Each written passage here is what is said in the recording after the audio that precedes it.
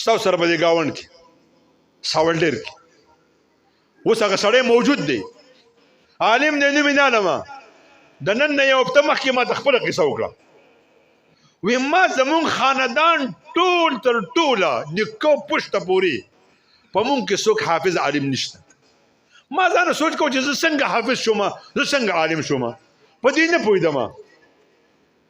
کراچۍ بین ټاون کې یو غټ شیخ دی محمد زیب صاحب دا زمونږ د علاقې دی وی دې راغی مردان کې جلسه وه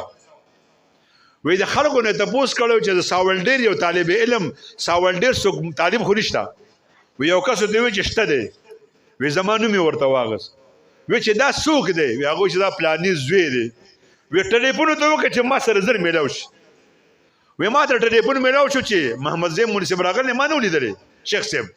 تا سره ملاقات کوي خو زر راشه چې زه به ماسپښین ځم واپس کراچۍ ته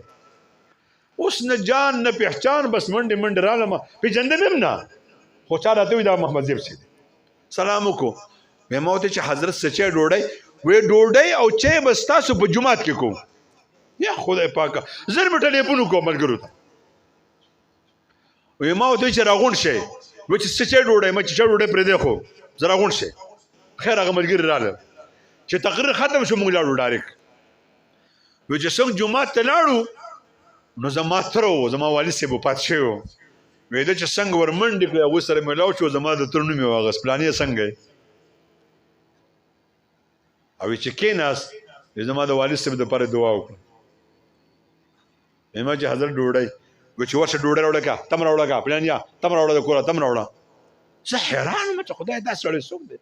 وی ما ته وی نیکبخته دلته ما یو کال تېر کړی دی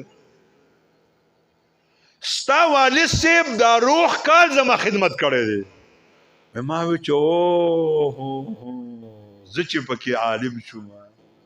دا زما د پلار د خدمت وجه